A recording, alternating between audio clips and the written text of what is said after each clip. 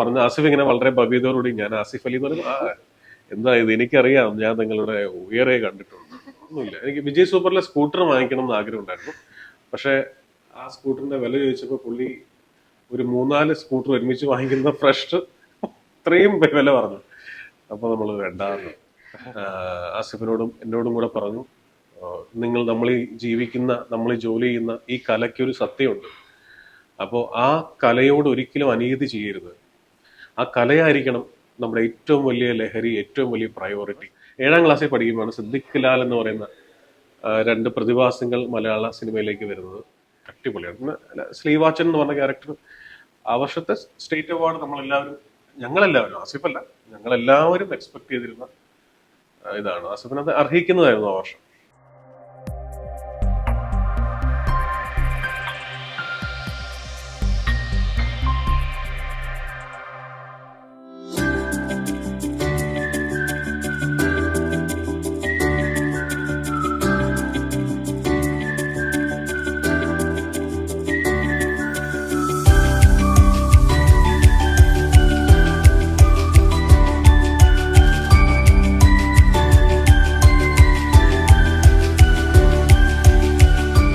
Welcome to the show sir.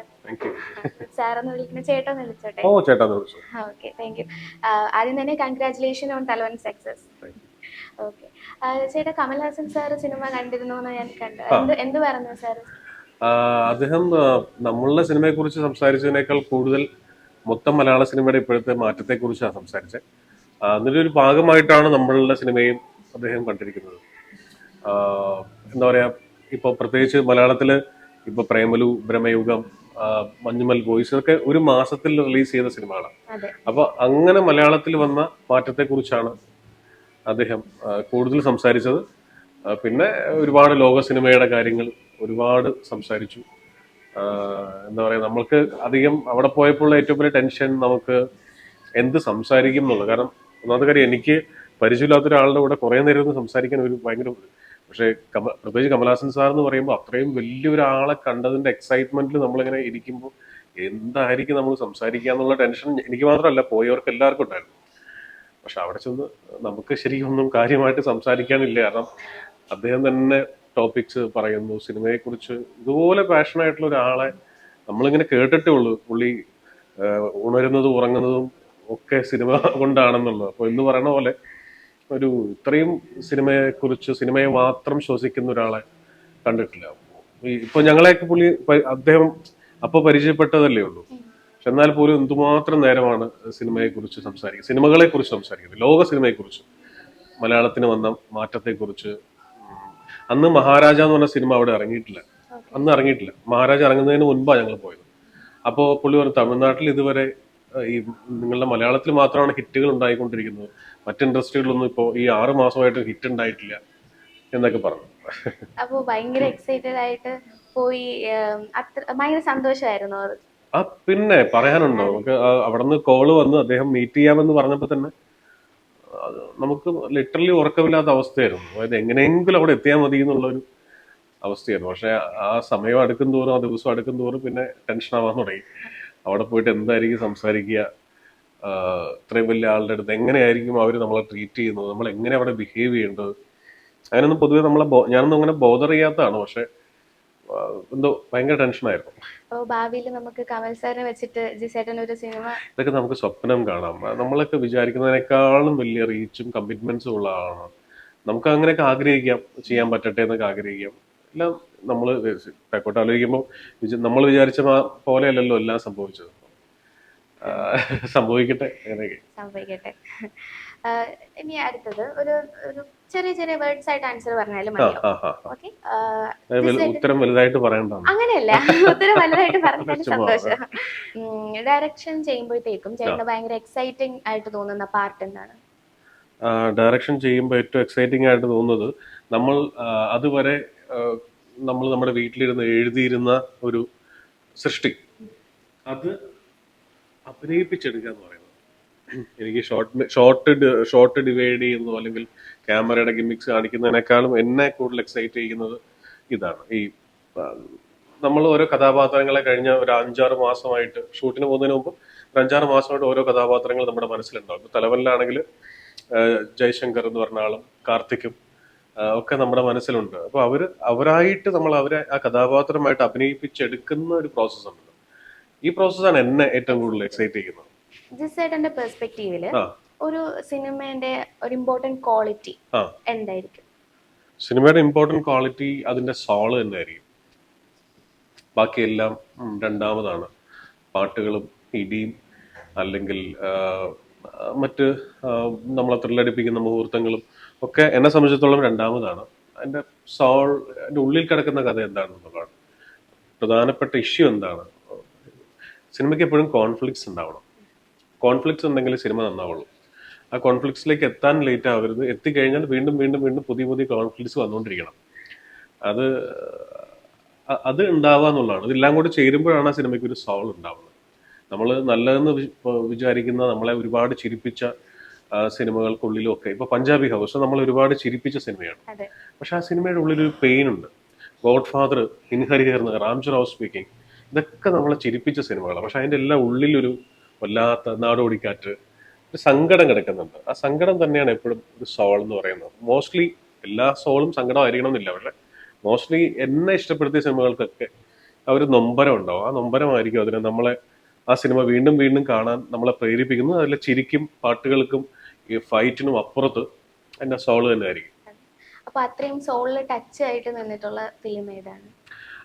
അല്ല, ഇപ്പൊ ഞാൻ എന്നോട് ചോദിക്കുകയാണെങ്കിൽ ഇപ്പോൾ എനിക്ക് എന്റെ മോഹൻകുമാർ ഫാൻസ് എന്ന് പറഞ്ഞ സിനിമ ആ തിയേറ്ററിൽ വലുതായിട്ട് ഓടാത്ത സിനിമയാണ്. അന്ന് കോവിഡൊക്കെ വന്ന് സിനിമ റിലീസായി 2 ആഴ്ചക്കുള്ളിൽ കോവിഡ് വന്നു.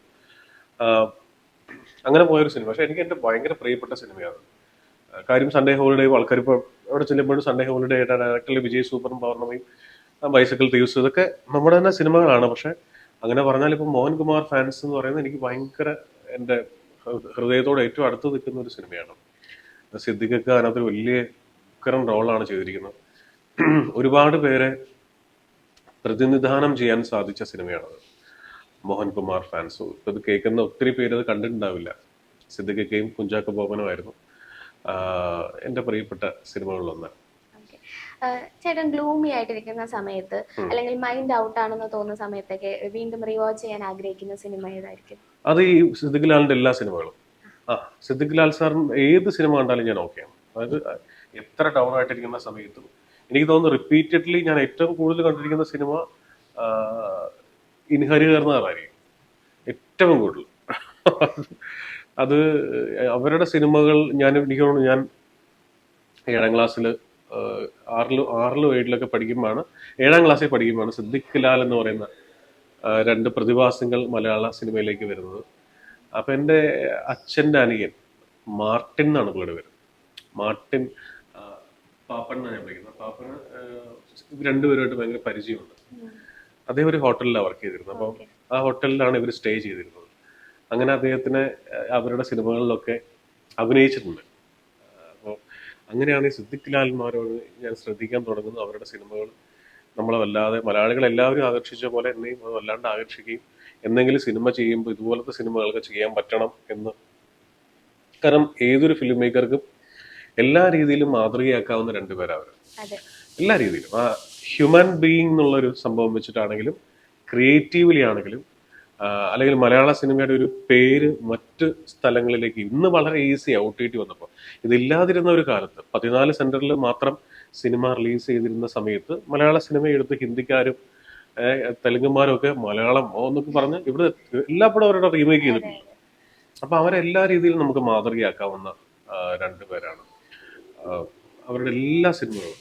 ഇപ്പോൾ ഇൻഹരിഹർ നഗറിനെ കുറിച്ച് പറയാനാണെങ്കിൽ, ഇൻഹരിഹർ നഗർ എന്ന് പറഞ്ഞാൽ ഇവിടെ ഷൂട്ട് ചെയ്തത് കേട്ടോ. നമ്മൾ ഇരിക്കുന്ന സ്ഥലത്താണ് ആ പടം ഷൂട്ട് ചെയ്തിരിക്കുന്നത്. നമ്മളിപ്പോ പനമ്പള്ളി നഗറിലാണ്. പനമ്പള്ളി നഗറിന്റെ പല പ്രദേശത്തും തൊട്ടപ്പുറത്ത് കടവന്ത്രയുടെ അപ്പുറത്തെ സൈഡിലും ഒക്കെയാണ്. ഞാൻ കൊച്ചിക്കാരനായതുകൊണ്ടാണ്, നിങ്ങൾ കൊച്ചി അല്ലല്ലോ. ഇതാണ് അത് ഷൂട്ട് ചെയ്ത സ്ഥലം. പറഞ്ഞു വന്നപ്പോൾ അറിയാതെ പറഞ്ഞാണെങ്കിലും ഇവിടുത്തെ കുറെ പാർക്കുകളിലൊക്കെ അത് ഷൂട്ട് ചെയ്തിട്ടുണ്ട്. അപ്പോൾ അതില് ഒരു പെൺകുട്ടി വീട് താമസിക്കാനായിട്ട് പുതിയ വീട്ടിലേക്ക് വരുന്നു. അയൽക്കാരിയായിട്ട് വരുന്നു. പ്രത്യേകിച്ച് പണിയൊന്നുമില്ലാത്ത 4 ചെറുപ്പക്കാർ ഒരു ആവശ്യമില്ലാതെ ആ പെൺകുട്ടിയെ ഫോളോ ചെയ്യാൻ ശ്രമിക്കുന്നു. എങ്ങനെയെങ്കിലും അവളോട് അടുക്കാൻ ശ്രമിക്കുന്നു. അതിനുവേണ്ടി ഒരു ആവശ്യമില്ലാത്തൊരു നുണ പറയുന്നു, അവളുടെ ചേട്ടനെ പരിചയം ഉണ്ടായിരുന്നു. വെറുതെ ഒരു നുണയാണ്. ആ പെണ്ണിനെ ഒന്ന് അട്രാക്ട് ചെയ്യാൻ വേണ്ടി മാത്രം പറയുന്ന ഒരു നുണ. പിന്നീട് അവരുടെ ജീവിതം എടുത്ത് തല കീഴെ മറിച്ച് അതെ ഏതാണ്ട് തട്ടിപ്പോകുന്നുള്ള അവസ്ഥയിലേക്ക് കൊണ്ട് എത്തിക്കുകയാണല്ലോ സിനിമ. അത്ര ബ്യൂട്ടിഫുൾ ആയിട്ടുള്ള അതാണ് എന്റെ സോൾ എന്ന് പറയുന്നത്. ഞാൻ ഇപ്പൊ നമുക്ക് ഒരു മിനിറ്റിൽ പറയാൻ പറ്റുന്നതാണ് എന്റെ സോൾ. പക്ഷെ ആ ഒരു സോളിന് ചുറ്റും അവര് പൊതിഞ്ഞു വെച്ചിരിക്കുന്ന ചിരിയുടെ മധുരം എന്ന് പറയുന്നത് അല്ലേ, എത്ര കഴിച്ചാലും മതിയാവത്തല്ലേ. ഇപ്പോഴും നമ്മൾ കാണുമ്പോൾ ആവർത്തിച്ച് ആവർത്തിച്ച് ചിരിക്കാൻ പറ്റുന്ന സീനുകളാണ് എത്രയോ അതിലെല്ലാം. സിനിമകൾ ഓരോന്നും ആ ട്രെൻഡ്, മലയാള സിനിമയുടെ ചിരിയുടെ പുതിയ ട്രെൻഡ് കൊണ്ടുവന്ന സിനിമ അതാണല്ലോ. അതെ അത്രയേറെ നമ്മൾ മലയാളി അതുവരെ ചിരിച്ചിട്ടില്ല, ഒരു കലാസൃഷ്ടി കണ്ടിട്ടും ചിരിച്ചിട്ടില്ല. അതെ ഓക്കെ. അപ്പോൾ ജിസേട്ടന്റെ സിനിമകളിൽ ഏതെങ്കിലും ഒരു കഥാപാത്രം റിലീസ് ആയി കഴിഞ്ഞിട്ട് എൻഡിങ് ഇത് വേണ്ടായിരുന്നു എന്ന് തോന്നിയിട്ടുണ്ടോ? കഥാപാത്രവും കഥാപാത്രത്തിന്റെ എൻഡിങ് ഇത് വേണ്ടായിരുന്നു, കഥാപാത്രത്തിന്റെ എൻഡിങ് അല്ലെങ്കിൽ സ്റ്റോറിയുടെ എൻഡിങ്. എനിക്ക് ഇന്നലെ വരെ എന്ന് പറഞ്ഞ സിനിമ അങ്ങനെ തോന്നിയിട്ടുണ്ട്. OTT-യിൽ ഇറങ്ങിയ പടമാണ് അത്, സോണി ലിവിൽ വന്ന സിനിമയാണ്. ആസിഫ് അലി, ആന്റണി പെപ്പെ, നിമിഷ സജയൻ. ആ സിനിമ ഇപ്പൊ ഞാൻ നിർത്തിയിരിക്കുന്ന സ്ഥലത്തിനേക്കാളും 3 മിനിറ്റ് മുൻപ് ആ സിനിമ അവസാനിച്ചിരുന്നെങ്കിൽ, എനിക്ക് അതിന്റെ ലാസ്റ്റത്തെ സീൻ ഇല്ലായിരുന്നെങ്കിൽ എന്ന് ഇപ്പൊ തോന്നാറുണ്ട്. അത് ആ സിനിമ റിലീസായി കഴിഞ്ഞ് നമ്മൾ ചില കാര്യങ്ങൾ ചെയ്തല്ലേ പഠിക്കുള്ളൂ. കുഴപ്പമൊന്നുമില്ല, ആ സിനിമ ഇഷ്ടമുള്ള ഒരുപാട് പേരുണ്ട്. പക്ഷെ എനിക്ക് വളരെ ഇഷ്ടമുള്ള സിനിമയാണ്, വളരെ വളരെ ഇഷ്ടമുള്ള സിനിമയാണ്. പക്ഷെ അവസാനത്തെ ആ 3 മിനിറ്റിന്റെ ഒരു എപ്പിസോഡ് ഉണ്ട്, അത് വേണ്ടായിരുന്നു, അതിന് മുമ്പേ സിനിമ അവസാനിപ്പിക്കാമായിരുന്നു ഇപ്പൊ തോന്നാറ്. ഇപ്പൊ ആസിഫിക്കയെ പറ്റി പറഞ്ഞല്ലോ. അപ്പോ ചേട്ടന്റെ ഒരു കാഴ്ചപ്പാടിൽ ആസിഫിക്കയുടെ ബെസ്റ്റ് ഫിലിം ഏതായിരിക്കും? ആസിഫിന്റെ ഏറ്റവും ബെസ്റ്റ് ഫിലിം എന്ന് പറയുന്നത്, ആസിഫിനെ ഞാൻ ഏറ്റവും ആദ്യം ശ്രദ്ധിക്കുന്ന പടം എന്ന് പറയുന്നത് ഋതുവാണ്. അപ്പം ഇപ്പോഴും ഋതു എനിക്ക് അവന്റെ വളരെ ഇഷ്ടപ്പെട്ട സിനിമയായിട്ട് തോന്നിയിട്ടുണ്ട്. പക്ഷെ കെട്ടിയോളാണ് മാലാഖ വളരെ മികച്ച സിനിമയാണ്. അവന്റെ എല്ലാ രീതിയിലും ക്യാരക്ടേഴ്സ്, കാരണം അതിനകത്ത് ഒരുപാട് വലിയ, ഇപ്പൊ നമുക്ക് ആസിഫിന്റെ ചുറ്റിനും കുറെ വലിയ നടന്മാരെ വെച്ച് നിർത്തിയിട്ട് ഒരു സിനിമ അത്ര ഹിറ്റ് അടിപ്പിക്കൽ എളുപ്പമാണ്. എളുപ്പം എന്ന് വെച്ചാൽ വലിയ ബുദ്ധിമുട്ടില്ല. പക്ഷെ ഇതിനകത്ത് ആസിഫും, അന്ന് ബേസിലിനെ ആർക്കും അറിയില്ല, ബേസിൽ ചെറിയ വേഷമായിരുന്നു ചെയ്തിരിക്കുന്നത് ആ പടത്തിൽ. പിന്നെ ജാഫർ ഇടുക്കി, ഇത്തരം പേര് മാത്രമേ നമുക്ക് അറിയാവുന്നവരായിട്ടുള്ളൂ, ബാക്കിയെല്ലാം പുതിയ ആൾക്കാരാണ്. എന്നിട്ട് ആ സിനിമ അവർ അത്രയും എന്റർടൈനിങ് ആയിട്ട് പറഞ്ഞു എന്ന് പറയുന്നത് വളരെ അടിപൊളിയാണ്. പിന്നെ സ്ലീവാച്ചൻ എന്ന് പറഞ്ഞ ക്യാരക്ടർ ആ വർഷത്തെ സ്റ്റേറ്റ് അവാർഡ് ഞങ്ങളെല്ലാവരും, ആസിഫല്ല, ഞങ്ങളെല്ലാവരും എക്സ്പെക്ട് ചെയ്തിരുന്ന ഇതാണ്. ആസിഫിനത് അർഹിക്കുന്നതായിരുന്നു ആ വർഷം. എന്റെയും ഫേവറേറ്റ് ഫിലിമാണ്. അതെ, കെട്ടിയോളാണ് എന്റെ മാലാഖ. ചേട്ടന്റെ മൂവീസിൽ ആസിഫിക്കയുടെ ബെസ്റ്റ് ഒരു റോൾ ഏതായിരിക്കും? എനിക്ക് തോന്നുന്നു നമ്മളിപ്പോ ബൈസൈക്കിൾ തീവ്സും സൺഡേ ഹോളിഡേ, വിജയ് സൂപ്പറും ഒക്കെ ആസിഫ് ഇവോൾവ് ചെയ്ത് വരുന്ന എനിക്ക് കാണാൻ സാധിക്കുന്നു. പക്ഷെ ഈ തലവനിൽ വന്നപ്പോഴത്തേക്ക് ആസിഫ് അത് 100% അത് ആ ക്യാരക്ടർ ചെയ്യൽ എളുപ്പമല്ല. സൺഡേ ഹോളിഡേയിലെ, വിജയ് സൂപ്പറിലെ കഥാപാത്രങ്ങൾ ആസിഫിന് ചെയ്യാൻ എളുപ്പമാണ്. കാരണം ആസിഫ് ആ സമയത്ത് ചെയ്തുകൊണ്ടിരിക്കുന്ന കഥാപാത്രങ്ങളുടെ ഒരു എക്സ്റ്റൻഷൻ പോലെയാണ്. പക്ഷേ ഇതിലേക്ക് എത്തിയപ്പോൾ ബിജു മേനോൻ എന്ന് പറഞ്ഞ ആളുടെ ഒപ്പത്തിനൊപ്പം പിടിച്ചു നിൽക്കണം. അത് പിടിച്ചു നിന്നില്ലെങ്കിൽ കഥാപാത്രം താഴെ പോകും. അത് ആസിഫ് മനോഹരമായിട്ട് പിടിച്ചു നിന്നു, ബിജുചേട്ടന്റെ ഒപ്പം പിടിച്ചു നിന്നു. അത് നമ്മൾ പറയുന്നതല്ല, പ്രേക്ഷകർ പറഞ്ഞു എന്ന് പറയുന്ന ഒരു സാധനം ഭയങ്കരമാണ്. ഇവൻ കമൽഹാസൻ സാറിന്റെ അടുത്ത് നിന്നപ്പോഴും അദ്ദേഹം അത് പറയുകയുണ്ടായി. അപ്പോഴാണ് നമ്മളൊരു കാര്യം പറഞ്ഞത്, അദ്ദേഹത്തിന് ഉയരെ എന്ന് പറയുന്ന ആസിഫ് അഭിനയിച്ച സിനിമ വളരെ ഇഷ്ടപ്പെട്ട സിനിമയാണെന്നും, ബോബി ആൻഡ് സഞ്ജയ്, അദ്ദേഹം ട്രാഫിക് എന്ന് പറഞ്ഞ സിനിമ മുതൽ അവരുടെ റൈറ്റിങ്ങിന്റെ ഭയങ്കര ഇഷ്ടമാണ് പുള്ളിക്ക്. ബോബിയുടെ സഞ്ജയുടെ റൈറ്റിംഗ് ഭയങ്കര ഇഷ്ടമാണ്. അവരുമായിട്ട് നിരന്തരം കോണ്ടാക്റ്റിലുണ്ട്. നമുക്ക് പുതിയ ആൾക്കാർക്ക് അറിയാത്ത കാര്യങ്ങളാണ്. ബോബി ആൻഡ് സഞ്ജയ്ക്ക് എപ്പോൾ വേണേ കമൽഹാസനെ വിളിക്കാനുള്ള അത്രയും വലിയ അടുപ്പമുണ്ട്. അവരെപ്പോഴും സംസാരിക്കുന്നവരാണ്. അവരുടെ സിനിമകൾ പുള്ളി വല്ലാണ്ട് ശ്രദ്ധിക്കാറുണ്ട്. അങ്ങനെ ശ്രദ്ധിച്ച സിനിമയാണ്. പുള്ളിക്ക് റീമേക്ക് ചെയ്യണമെന്ന് ആഗ്രഹം ഉണ്ടായിരുന്ന സിനിമയാണ് ഉയരെ. എന്ന് വെച്ചാൽ പുള്ളിക്ക് അഭിനയിക്കാൻ വേണ്ടിയിട്ടല്ല, പുള്ളിക്ക് പ്രൊഡ്യൂസ് ചെയ്യാൻ താല്പര്യം ഉണ്ടായിരുന്ന സിനിമയാണെന്ന് പറഞ്ഞു. അപ്പോ ഇനി ചെയ്യുമെന്ന് എനിക്കറിയില്ല. അന്ന് ആസിഫിനെ ഇങ്ങനെ നമുക്ക് സംശയം ഉണ്ടായിരുന്നു ആസിഫിന് അദ്ദേഹത്തിന് അറിയാവുന്നുള്ളത്. അപ്പോഴാണ് നമ്മളിങ്ങനെ പറഞ്ഞ, ആസിഫ് ഇങ്ങനെ വളരെ ഭവ്യതയോടുകൂടി, ഞാൻ ആസിഫ് അലി എന്ന് പറയുന്നത് എന്താ ഇത്, എനിക്കറിയാം, ഞാൻ നിങ്ങളുടെ ഉയരെ കണ്ടിട്ടുണ്ട്. ചേട്ടൻ സെറ്റ് ചെയ്യുന്ന ഒരു പ്രോപ്പർട്ടി വീട്ടിൽ കൊണ്ടുപോയിട്ടുണ്ടെങ്കിൽ എന്തായിരിക്കും? കാറായിരിക്കും. വണ്ടി ഇല്ലാണ്ട് വന്ന പോലെ എടുത്തിട്ടുണ്ടോ? അല്ല, പേഴ്സണൽ ആയിട്ട് അങ്ങ് കൊണ്ടുപോവുക ചെയ്ത അങ്ങനെ എന്തെങ്കിലും? എന്നേക്കുമായിട്ടോ? പല സിനിമകളുടെയും ക്ലാപ്പ് ബോർഡ് ഇല്ലേ, ക്ലാപ്പ് അടിക്കുന്ന ആ ക്ലാപ്പ് ബോർഡ് സൂക്ഷിച്ചു വെക്കാറുണ്ട്. പല പടങ്ങളുടെ ഉണ്ട്. പിന്നെ എനിക്ക് തോന്നുന്നു വിജയ് സൂപ്പറും പൗർണമിയിലെ ഐശ്വര്യ ആസിഫിന്റെ രണ്ടൊരു മുറിയിൽ കുടുങ്ങിപ്പോയതിനു ശേഷം ഒരു ഫോട്ടോ എടുക്കുന്ന ക്യാമറയുണ്ട്. ആ ക്യാമറ എൻ്റെ കയ്യിലുണ്ട്. അതാണ് പെട്ടെന്ന് ഓർമ്മ വന്നത്. ബാക്കിയെല്ലാം അങ്ങനെ ഒന്നുമില്ല. എനിക്ക് വിജയ് സൂപ്പറിലെ സ്കൂട്ടർ വാങ്ങിക്കണം എന്ന് ആഗ്രഹം ഉണ്ടായിരുന്നു. പക്ഷെ ആ സ്കൂട്ടറിന്റെ വില ചോദിച്ചപ്പോൾ പുള്ളി ഒരു 3-4 സ്കൂട്ടർ ഒരുമിച്ച് വാങ്ങിക്കുന്ന ഫ്രഷ് ഇത്രയും വില പറഞ്ഞു. അപ്പൊ നമ്മൾ വേണ്ടാന്ന്. അടുത്ത ഇനി ഒരു ജോണർ ട്രൈ ചെയ്യാൻ പോകുന്നതായിരിക്കും. ജോണർ ഇതൊക്കെ തന്നെ ആയിരിക്കും, ത്രില്ലർ അല്ലെങ്കിൽ കോമഡി ഒക്കെ എന്നെ കൊണ്ട് പറ്റുന്ന കാര്യങ്ങളൊക്കെ തന്നെ. എനിക്ക് തോന്നുന്നില്ല ഹൊററൊന്നും അങ്ങനെ ഒരു ഫുൾ ഹൊറർ പടമൊന്നും ഞാൻ ചെയ്യുന്ന, അല്ലെങ്കിൽ ഫുൾ ഇടിപ്പടമൊന്നും ചെയ്യില്ലായിരിക്കും. പക്ഷെ ഒരു സോൾഫുൾ ആയിട്ടുള്ള ത്രില്ലറോ അല്ലെങ്കിൽ ചിരി ഉണ്ടാക്കുന്ന പടമോ ഫാമിലി പടമൊക്കെ ആയിരിക്കും ചെയ്യാൻ ചാൻസ് ഉള്ളത്. നമ്മളുടെ ചുറ്റുമുള്ള ഒരുപാട് നല്ല നല്ല കലാകാരന്മാർ നമ്മളെ വിട്ട് പോയിട്ടുണ്ടല്ലോ ചേട്ടാ. ചേട്ടന്റെ പേഴ്സണൽ ഫേവറേറ്റിൽ ഒരുപാടും ഉണ്ട് അങ്ങനെ. അപ്പോ അവരിൽ ആരെങ്കിലും തിരിച്ചു കൊണ്ടുവരാൻ പറ്റിയാൽ ആരെയായിരിക്കും? അഭിനയിക്കുന്നവരിൽ അൺഡൗട്ടഡ്ലി KPSC ലളിത ചേച്ചി, ഒരു സംശയമില്ല. അങ്ങനെ പറഞ്ഞാൽ ഇപ്പോ എന്താ പറയുക, ഇപ്പൊ എന്റെ ഫേവറേറ്റ് ആയിരിക്കില്ല വേറൊരാളുടെ ഫേവറേറ്റ്. അപ്പോൾ ഈ ചോദ്യത്തിൽ ആൾക്കാർ ചോദിക്കുമ്പോൾ അയാളെന്ന് മറ്റവനൊന്നും വേണ്ടേ, അല്ലെങ്കിൽ അയാൾ വേണ്ടേ, നമുക്ക് ഒരാളുടെ നഷ്ടം പോലും നമുക്ക് അംഗീകരിക്കാൻ പറ്റാത്തതാണ്. തിരിച്ചെടുക്കാൻ പറ്റുന്നതല്ല, അംഗീകരിക്കാൻ പറ്റുന്നില്ല. ഫോർ എക്സാമ്പിൾ ഇപ്പൊ കലാഭവൻ മണി മരിച്ചു എന്ന് എനിക്ക് അംഗീകരിക്കാൻ പറ്റിയിട്ടില്ല ഇതുവരെ. കാരണം അദ്ദേഹം ഈ എവിടെയോ ചാലക്കുടിയിൽ ഉണ്ടെന്നാണ് ഞാനിപ്പോഴും വിശ്വസിക്കുന്നത്. കാരണം അങ്ങനെ വിശ്വസിക്കാനാണ് നമുക്ക് ഇഷ്ടം. അല്ലെങ്കിൽ Siddique sir, director Siddique sir ഒരു ബൈ പോലും പറയാനുള്ള സാവകാശം ഇല്ലാണ്ട്, അതുപോലും പറയാൻ അത്രയും അടുപ്പമായിരുന്നു ഞാനുമായിട്ട്. അത്ര അടുപ്പം. എന്റെ വീടിന് തൊട്ടടുത്ത വീട്. ഞാൻ പറഞ്ഞില്ല, അവരുടെ സിനിമകൾ കണ്ടിട്ട് ഇഷ്ടപ്പെട്ടിട്ടാണ് നമ്മൾ ഈ പരിപാടിക്ക് വരുന്നത്.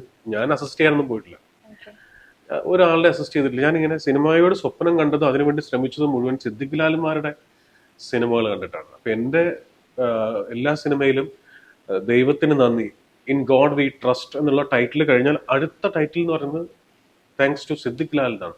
ഇപ്പോഴും അതെ, ഈ പടത്തിനും അതെ. ഈ പടം സമർപ്പിച്ചിരിക്കുന്നത് പ്രിയപ്പെട്ട സിദ്ദിഖ് കാക്കിക്ക് എന്ന് പറഞ്ഞാണ്.